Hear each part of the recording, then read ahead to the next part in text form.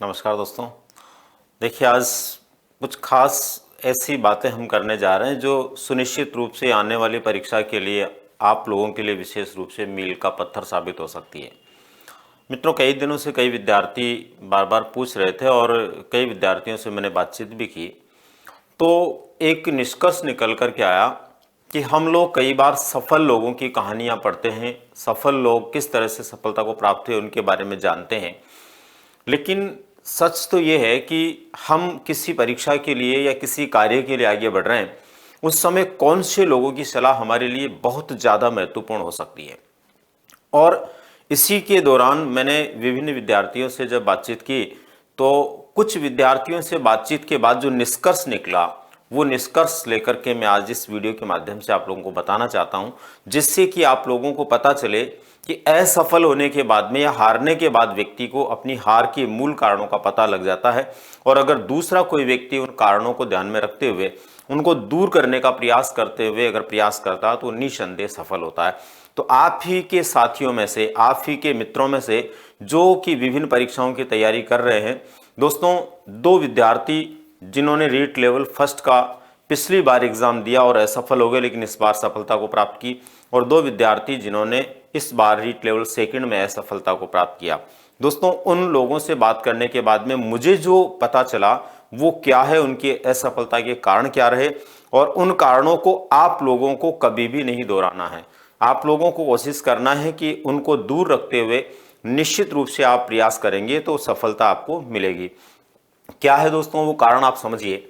और जैसे कि आपने थंबनेल में भी देखा होगा कि असफल या हारे हुए लोग किस तरह से हमें जीतने की एक राह दिखा सकते हैं, तो वो यहाँ पर देखिए फर्स्ट नंबर पर है मनोज कुमार। ये उदयपुर के हैं, इनसे मेरी बातचीत हुई, ये विद्यार्थी रहे यहाँ के।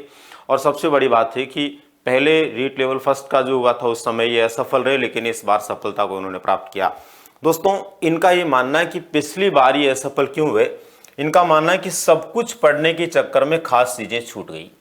यानी कि पिछली बार जब इन्होंने रीट लेवल फर्स्ट का दिया था उस समय सब कुछ पढ़ने में लगे रहे कि कुछ भी नहीं छूटना चाहिए।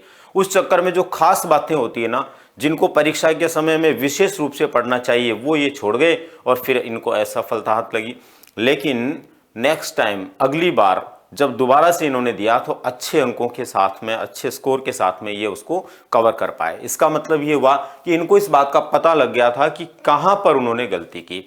दूसरे नंबर पर ये भी रीट लेवल फर्स्ट के विद्यार्थी रहे हैं और पिछली बार ये असफल रहे, और सेकंड नंबर पे जब भी दोबारा हुआ उस समय इन्होंने अच्छे स्कोर के साथ में पास किया। ये राजेंद्र मीणा, इनसे मेरी बात हुई, सवाई माधोपुर से ये हैं। इन्होंने कहा दोस्त के कहने पर लास्ट टाइम में ऐसी पुस्तक खरीद लाया जिससे लगा कि बस इसी में से सब कुछ आएगा। कुछ किताबें होती है ना जिनको देखते ऐसा लगता है कि सब कुछ इसमें से आएगा, तो जबरदस्त किताब, इससे बाहर तो कुछ आएगा ही नहीं। इस चक्कर में ये पढ़ गए और लास्ट टाइम में ऐसी बुक ले आए, और रिजल्ट क्या रहा, लेकिन ऐसा नहीं हुआ और पहले का पढ़ा हुआ भी रिवाइज नहीं कर पाए। यानी जो नई किताब लेकर के आए उसमें से सब कुछ नहीं आया। और सबसे बड़ी बात है भाई, कुछ तो आया होगा, खैर अच्छी किताब है, लेकिन सब कुछ नहीं आया। और सबसे बड़ी बात है कि जो पहले इन्होंने पढ़ा उसको रिवाइज नहीं कर पाए, इस वजह से इनको असफलता मिली। और दूसरी बार जब हुआ उस समय इन्होंने इस बात का ध्यान रखा और उन्हीं किताबों को बार बार रिवाइज करते रहे जो पहले इन्होंने तैयारी में काम में ली थी। निश्चित रूप से इनको सफलता मिली। इसके बाद में दोस्तों, दो वो लोग जिन्होंने अभी जो रीट लेवल सेकंड का एग्जाम हुआ उसके अंदर जो है किस कारण से अपने आप को हारा हुआ माना, उसका हार का कारण इन्होंने बताया। जो भी हमें ध्यान में रखना है, निश्चित रूप से भविष्य में ये जब एग्जाम देंगे तो इसका ध्यान रखेंगे और निश्चित रूप से सफल होंगे। ये भी मेरी जो है इनसे बातचीत होने के बाद में जो मन में भाव पैदा हुए उनके अनुसार मैं आपको बता रहा हूँ। मेरा ये विचार है कि निसंदेह इनको दोबारा सफलता मिलेगी अगर इन चीज़ों को ये ध्यान में रखेंगे। तो आपको भी ध्यान में रखना है। फर्स्ट, ये इन्होंने दीपक सिंह बीकानेर से हैं। इन्होंने कहा कि सब कुछ याद था लेकिन परीक्षा हॉल में जाते ही सब भूल गया और घबराहट में गलत ज्यादा हो गए। सब कुछ याद था, बहुत अच्छी तरह से याद था।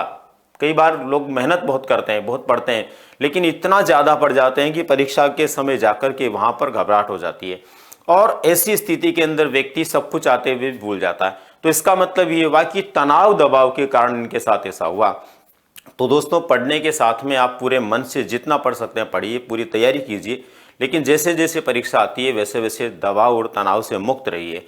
जितना व्यक्ति दबाव और तनाव में रहता है उसके साथ ऐसा होता है कि परीक्षा हॉल में जाने के बाद में वो चीज़ों को भूलने लगता है और सही की जगह गलत कर बैठता है। तो भविष्य में आपको भी ध्यान रखना है कि सब कुछ तैयारी करने के बाद परीक्षा में जाते समय कोई तनाव दबाव नहीं रखें, ताकि हम चीज़ों को रिवाइज कर पाएँ, उस समय अपनी स्मृति में ला पाएँ और ठीक प्रकार से अपने पेपर को हल कर पाएँ। और लास्ट में अनूप खंडेलवाल, इन्होंने लिखा है कि लास्ट समय में किसी मॉडल पेपर से पेपर हल करने की प्रैक्टिस नहीं की। यानी ये कहते हैं कि लास्ट टाइम के अंदर इन्होंने पेपर हल करने की प्रैक्टिस नहीं की, यानी कि पढ़ाई पूरी की इन्होंने, बहुत अच्छी तरह पढ़ाई की। इन्होंने लिखा है कि बुक्स ही घोटता रहा, घोटता रहने का मतलब उन्हीं को बार बार पढ़ता रहा, जिससे परीक्षा में पता नहीं चला और टाइम हो गया, बहुत सारा पेपर छूट गया। क्यों? क्योंकि इन्होंने प्रैक्टिस नहीं की। देखो, मॉडल पेपर से जब हम प्रैक्टिस करते हैं तो दो फायदे होते हैं। एक तो हम कितने सही कर पा रहे हैं इसका अंदाजा अपने को होता है, अपनी तैयारी किस लेवल की हुई उसका पता लगता है। और दूसरा दोस्तों, ये बात उन्होंने बहुत जबरदस्त कही है कि मॉडल पेपर से पेपर हल करते हैं ना हम बार बार, तो हमें टाइम मैनेजमेंट का पता लग जाता है कि हम जो है परीक्षा में पूछे जाने वाले, जैसे आपके 150 प्रश्न आने, तो 150 प्रश्न कितने टाइम में आप कर पा रहे हैं।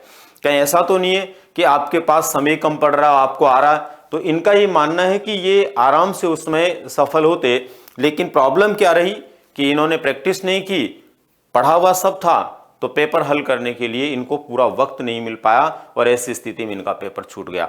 तो दोस्तों, आपको भी इस बात को निश्चित रूप से ध्यान में रखना है, इन 4 बातों को। निश्चित रूप से यदि आप इन 4 बातों को ध्यान में रखेंगे और इनको ध्यान में रखते हुए ये गलतियां नहीं करेंगे, तो सुनिश्चित रूप से आपको सफलता मिलकर रहेगी। दोस्तों, इसके बाद में देखिए, मैं आप लोगों को 2 छोटी छोटी बातें बताने जा रहा हूं, जो भी इतिहास की बहुत महत्वपूर्ण बातें हैं और जिनसे भी स्पष्ट होता है। जैसे कि आपने निसंदेह रूप से सुना होगा कि जब नरेंद्र जो थे वो एक स्कूल के अंदर पढ़ाने के लिए गए और एक स्कूल के अंदर वो शिक्षक के रूप में काम करना चाहते थे, लेकिन वहां जाने के बाद में स्कूल के मैनेजमेंट ने उनको ये कह करके निकाल दिया कि आप पढ़ा नहीं सकते, आप में वो योग्यता नहीं है, आप बच्चों को संतुष्ट नहीं करते, बच्चों को समझा नहीं सकते।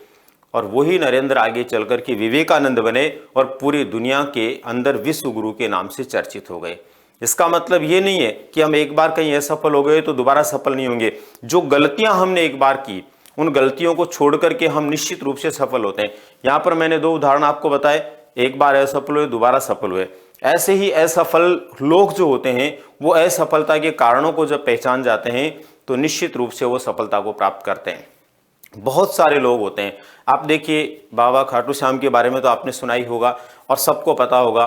खाटू श्याम जो थे, ये बर्बरी के नाम से महाभारत युद्ध के अंदर ये लेकर के एक प्रण लेकर के गए थे कि जो टीम हारेगी, जो दल हारेगा, उसके साथ में जाकर के लड़ेंगे और निसंदेह उसके साथ में लड़ते तो वो दल जीतता। इतने ये अपने आप में शक्तिशाली थे।